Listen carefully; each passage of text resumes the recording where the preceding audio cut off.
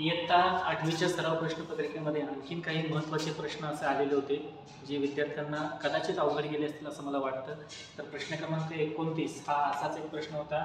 तर प्रश्न क्रमांक 29 मध्ये असं होतं की म्हणजे माझ्याकडे जो सेट आहे तो आहे सी सेट. तर काही वेगळ्या सेटमध्ये वेगळ्या पद्धतीचा नंबर असू शकतो.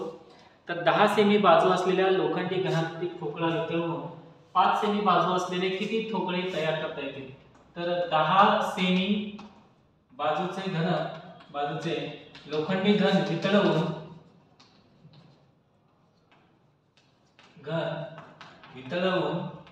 5 सेमी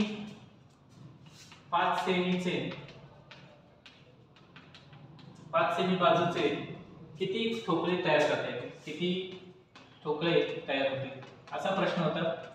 किती ठोकळे तयार होतील? तर एकदम सिंपल प्रश्न आहे. तर 10 सेमी बाजू असताना जे घनाचे घनफळ असणार आहे त्याला 5 सेमी बाजू असणाऱ्या घनाच्या घनफळानं भागाकार करायचा आहे. याच्यामध्ये बघा ठोकळ्यांची संख्या बरोबर सूत्र सिंपल आहे. ठोकळ्यांची संख्या अशा केसेस मध्ये ठोकळ्यांची संख्या बरोबर या वाल्या घनाचे घनफळ भागिले या वाल्या घनाचे घनफळ म्हणजेच काय 10 सेमीच्या घनाचे घनफळ भागिले 5 सेमी बाजू असणाऱ्या 5 सेमीच्या घनाचे घनफळ. इतकं सिंपल सूत्र आहे. आता घनाचं घनफळ म्हणजे काय बाजूचा घन. आता याची बाजू आहे 10 म्हणजे याचं पण झालं बाजू याचा घन आणि हे पण झालं बाजू याचा घन. आता ही बाजू 2 आहे ही बाजू 1 आहे आणि बाजू 1 काय आहे 10 सेमी म्हणजे सुरुवातीला 10 सेमीचे ठोकळे आहेत म्हणून 10 सेमी आणि बाजू 2 आहे 5 सेमी म्हणजे 5 सेमी बाजू असणाऱ्या घनाचे घनफळ. मग आता ह्याचा घनफळ 10 चा घन म्हणजेच काय झालं 10 गुणिले 10 गुणिले 10 आणि 5 चा घन म्हणजेच काय झालं 5 गुणिले 5 गुणिले 5.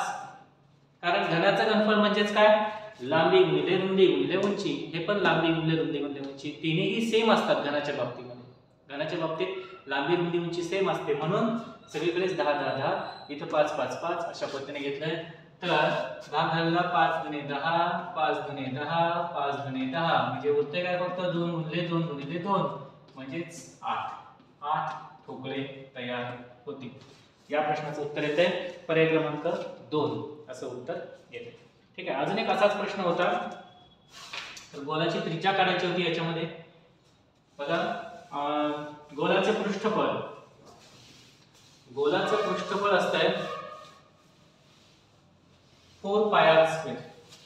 गोलाचं पृष्ठफळ काय असतं 4 पाय वर्ग. प्रश्न क्रमांक 34 गोलाचे पृष्ठफळ बरोबर गोलाचे पृष्ठफळ म्हणजे एक बॉल सारखी वस्तू आहे त्याचे पृष्ठफळ काय असणार आहे बघा. गोलाचे पृष्ठफळ बरोबर 4 पाय आर वर्ग. गोलाचे पृष्ठफळ बरोबर 4 पाय आर. ठीक आहे. आणि त्याचा व्हॉल्यूम असतो 4/3 पाय आर क्यूब. बघा तर त्याच्यावरती आधारित प्रश्न होता. तर त्यांनी गोलाचे पृष्ठफळ दिलेले आहे आपल्याला. गोलाचे पृष्ठफळ बरोबर